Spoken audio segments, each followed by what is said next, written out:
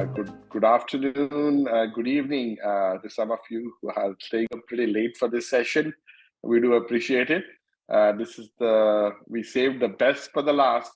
We got an amazing session from Rilwan Lawal at GigEasy about compliance in the gig economy. So without further ado, let me hand it off to Rilwan to cover that. Welcome, Rilwan. Thank you. Let me just pull up my screen so I could share. Let's see, 1 second.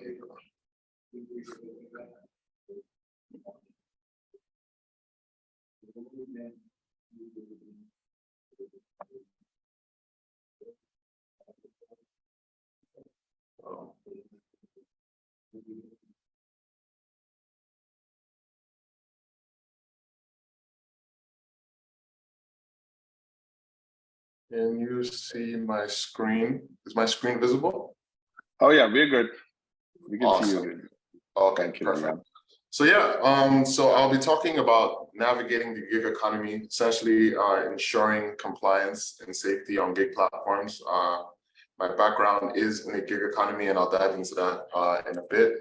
So I'll do a quick intro about myself, talk to you about my experiences in the past, and then I'm sure some of the other panelists have talked about the gig economy at a glance, super high level about numbers and stuff, but I like to dive into that as well because some of those numbers overlap. And then I'll talk through challenges that I've seen that I feel like the gig economy is facing, and I'll address what my company GigEasy is doing to address some of those challenges. And then I wanted to do a case study about a gig platform in the compliance realm, a company called Quick. I don't know if anyone is familiar with what's going on right now, but I'll do a deeper dive to just talk through some of the things that they're dealing with and how that relates to compliance. So yeah, let's dive in. So like I said, I'm Rowan. I'm the founder and the CEO of GigEasy. I've been in the gig space for, let's call it, 6-7+ years. So I founded a startup called New, which is essentially a marketplace that connects Airbnb homeowners with cleaning contractors. So if you've ever stayed at an Airbnb, being able to route a cleaner to your unit as soon as the guest checks out to get it ready for the next guest before they check in. So built that, scaled that across multiple cities. And then I was an early employee at a company called Hugo out of New York, building Uber for school buses. So as a parent, how are you able to identify where your child is on the bus at every point in time, what time the bus is arriving, and then after school, can you do alternate drop-offs, like after school drive time, grandma's house, or like tennis practice, and then get billed drive time and mileage similar to like Uber. And I did a stint at management consulting, helping Fortune 500 companies spin out new subsidiaries, as well as accelerator programs. So, the gig economy has always stuck with me. I feel like just like recognizing the growth, I always talk about how there's like 3 generations of gig platforms, right? You have Craigslist, which was the first gig platform. And then you have the Ubers, that's the 2nd generation, Uber, DoorDash, Instacart, et cetera, et cetera. And now you have the 3rd generation, which is essentially copying, I won't say copying, but using the Uber blueprint to build businesses in, a series of other verticals. And I find this very exciting because I recognize that this is the future of work. So, GigEasy is essentially building insurance infrastructure to connect the gig economy to insurance companies. As a gig platform, how are you able to ensure your work is compliantly and without a headache? I dealt with this in my last role, so I decided to build this up, and things have been going really well. So gig economy at a glance, I'm sure some of these stats are very familiar with you guys. 70 million people currently freelance in the US. I think everyone recognizes what COVID did, the great resignation. After a lot of people got laid off during COVID, they didn't really feel safe going back into the workforce. So they sort of just like started taking matters into their own hands and, either going into the freelance world or starting their own businesses, quitting their jobs. 58% of those freelancers do it full time, which is a huge number. That number is only going to keep growing. The new generation of workers, the Gen Zs, this is almost like the new normal for them. So they don't necessarily see a world where they're going back to the equivalent of a 9-to-5 job. Not that there's anything wrong with that. It's just the new normal. In 2022, 16% of the US workforce reportedly worked on a gig platform. So, whether it's Uber, DoorDash, Instacart, or, some of the niche platforms that are currently at this summit, they represent about 16% of the US workforce, which is huge. I believe that number is going to keep growing. And then 53% of gig workers plan to never return to full-time work. So like I said, solidifying that this is essentially the new normal. So I'll dive into challenges that I think the gig economy is currently facing. So worker classification, I think this is a big deal with a lot of gig platforms. How do you determine whether you want to classify the workers on your platform as 1099s versus W-2 workers? A lot of people have skirted the lines, and depending on the state you're in, typically you could potentially go on the radar for a while, but states like California are really clamping down on companies for how they're classifying their workers. And the clear distinction between honestly 1099 workers and W-2 workers is really to control how attached are you to the gig platform from a work perspective. Are they providing benefits? Are they controlling how you work? Are they providing equipment for you to do your work? A lot of those things are tying towards the W-2 workers. Meanwhile, the independent contractors are, they can slip in and slip out and, work from multiple platforms concurrently. Labor laws are, they're still what I would say in early infancy. And this is just that's just what happens with government. They typically come in a bit later. So when you look at, talking about benefits, benefits have been historically tied to work. American Express was the first company to offer benefits, and that was in over 100 years ago. And companies followed suit, but government didn't really step in to start mandating companies to offer benefits till I would say 50 years later. This is the 60s. So this shift that is happening is causing a forcing function between benefits and work, essentially. The government is starting to recognize this and they're slowly stepping in. So Utah recently just passed a law around mandating gig platforms to provide benefits. We're seeing more and more states trying to pick up that narrative. Rumblings are coming from Massachusetts about putting together labor laws to chat more about how the gig economy is being disrupted. Washington is doing something as well as far as last mile delivery. So I think I just saw a message come in. Do you think gig workers are one or the other or a third category? I actually think that from a labor law perspective, they need to actually create a third category. Right now, gig workers are, they fall into a bucket in certain situations as W-2 workers that work less than 30 hours or 25 hours so they can avoid providing benefits, or they work as independent contractors that work many hours, as many hours as they would like to. But I think the government needs to step in and put together a real intentional package that classifies these gig platform workers in the third category, where the gig platforms could actually subsidize benefits or provide affordable benefits for the gig workers. And I think that'll happen over time as more and more people come into the gig economy. And that sort of ties into the other point around benefits and protections. what kind of benefits can gig platforms offer gig workers? And it's tricky, right? When you think about it from the gig platform's perspective, we recognize that these gig workers are coming onto our platforms and they're doing one job here and they're doing 3, 4, 5 other jobs in other platforms. How do you provide benefits for someone that is not spending all of their time with you?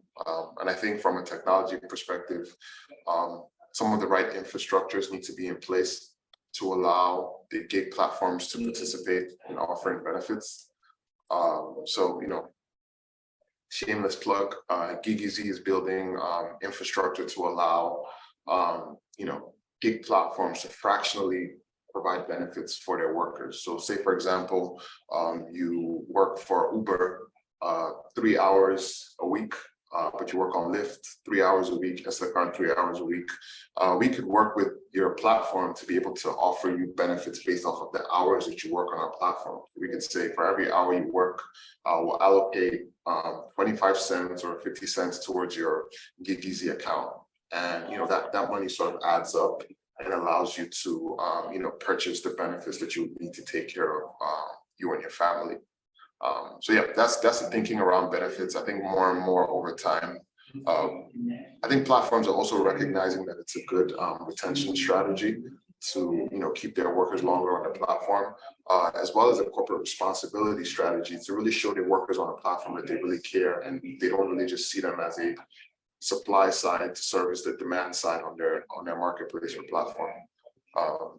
Taxation and reporting is also a big issue, right? I feel like a lot of gig workers, they don't really have enough resources and education around how to manage their income and their taxes, being that the deductions are not taking place for them, being that they don't have visibility around like when they're supposed to report their money to the IRS, when they're supposed to pay out money. A lot of gig workers don't know that they're supposed to pay out their income 4 times a year. And this is like, it causes issues for them financially over time. But big platforms don't have visibility to these issues that lack of education and resources around taxation is causing. And then insurance in the gig economy, this is something that I know very, very intimately. I think insurance companies recognize the growth of the gig economy, but they don't really know how to participate. Gig platforms recognize that they need insurance to grow, but their systems are not touching each other. So it causes this friction, right? If you're an insurance company and you decide you want to insure a gig platform, you're dealing with issues around how do I collect the data that I need from the gig platform to be able to update their policies as needed? How do I get visibility around all the work that's being performed on the platform, the risk profile, so we can assess our appetite? Those are things that GigEasy is building to make lives easier for both sides. Data privacy, a lot of early stage gig platforms are collecting tons of data, from gig workers, SSNs, addresses. How are these gig platforms protecting this information from even though it's not health, there's the HIPAA compliance aspect to it. They're collecting payment information. I know there's a lot of payments platforms that are popping up, but there's still issues for a lot of gig platforms, as well as like protecting user privacy. So those are some challenges. Hop on to the next slide. So these are some of the ways that gig workers and gig platforms can be protecting themselves and their workers.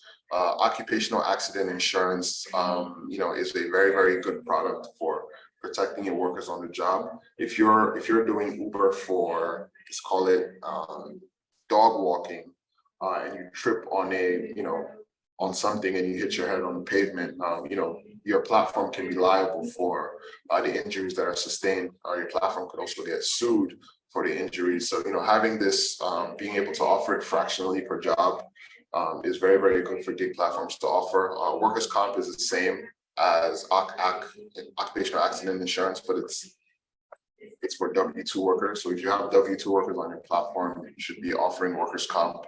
If you have 1099s on your platform, you should be offering occupational accident insurance. The difference between those two, there's flexibility on the OCAC side. as far as who pays for it. So on the occupational accident insurance, you could push it off to the demand side of the platform, have the consumer pay for it, or you could take it out of your paycheck of the gig workers fractionally, or you could pay for it yourself. With workers' comp, the platform has to pay for it. GL is pretty standard. Everyone, I think, recognizes that they need that. Contingent liability is another policy that prevents you from being sued. Non-owed hired is good for last mile delivery platforms to protect them from any accidents that happen on the job as they are doing their job. And I think benefits are just like, honestly, a no-brainer, right? If you're aggregating this large pool of workers, providing benefits to them should be essentially front of mind for you to be able to retain your workforce and show them that you care. We're building APIs to allow gig platforms to integrate these features into their platform. Quick case study. So I don't know if there's if there's anyone here that works at Quick, if you could just say I or raise your hand, the equivalent of raising your hand essentially. But Quick was recently sued by the city of San Francisco for wrongfully categorizing their workers on their platform. And they had a lot of reasons for making this assumption or assessment. This happened pretty recently. It's been just about a month. And I think this would be a good case study for a lot of gig platforms that are growing and expanding. How this plays out is going to have a direct effect on essentially all gig platforms out there. Okay, so we have one quick person. All right, so any insights that you can give in the comments about what I'm about to go through would be helpful as well, since we have an insider. So key points related to the misclassification include control and oversight. Essentially, this ties to the control statement that I made. Quick reportedly interviews their workers and monitors their performance. So this essentially ties it to W-2 work, right? How is W-2 work? How are you managing, or how are you directly managing the relationship with you and your worker? They feel like they overstepped, as opposed to bringing them onto the platform, providing them work and letting it be. That interview process, based off of the reports, feel like it's a bit closer to the W-2 worker experience. Allegedly, payments are coming directly from Quick to the workers. Within gig platform, it's supposed to be almost like a payment gateway, right? The payment is coming from the user. The gig platform is getting a piece of their commission, and then the rest is being diverted to the worker. These are little compliance nuances that can, make you non-compliant as a gig platform. Obviously, combination of the control and oversight mixed with the benefits. So they felt like they were treating their employees or gig workers as employees, but then not providing benefits or things like overtime and rest breaks. It pushes them across the compliance loop, and then it becomes an unfair advantage if they're able to aggregate so many users without providing benefits. It essentially makes them difficult to manage compared to other companies that are supplying hospitality workers. But yeah, those are some of the things. Obviously, as time goes, more and more things will unfold about the situation, and it's going to have a big impact on every single gig platform out there. So looking forward to seeing how that plays out. That's my last slide. My email address is Rilwan@GigEasy.com. If anyone wants to continue conversations or reach out to me or get insights on what we're building, or just need general advice, honestly, about building a marketplace. I've been part of 2 marketplaces. I've advised marketplace startups, gig platforms. So always available to help. Love building in this space in the gig economy. So yeah. Wonderful. Thank you, Rilwan. We do have a question here. We've had multiple questions, actually. The first one is about Fair Labor Services Act. So the Fair Labor Services Act, about 84 years ago, established classified workers either as employees or independent contractors. Do you think gig workers are one or the other, or a third category of workers? Yeah. So I touched on this earlier when you came on. I think gig workers sort of fall in between W-2 workers and 1099s, depending on how the platform is using them. But what we want to see in the future is government stepping in and creating a third category for the gig economy. Because some platforms, what they do is they employ a bunch of workers and then they send them out. So they use like the staffing model, and then they send them out hourly. Maybe they use a PEO to handle all the back office stuff, and then they send them out hourly to employers. Some people just keep them as straight independent contractors, but I think over time we're going to see a third category. Wonderful. One more question here. There are multiple questions, actually. It's a very popular topic. Which is the most exciting vertical and region that you are seeing as a part of your market strategy? I know you're early stage. You're looking at. You helped out quick. Are you focused on hospitality and West Coast and United States as the sweet spot for you? What's the focus?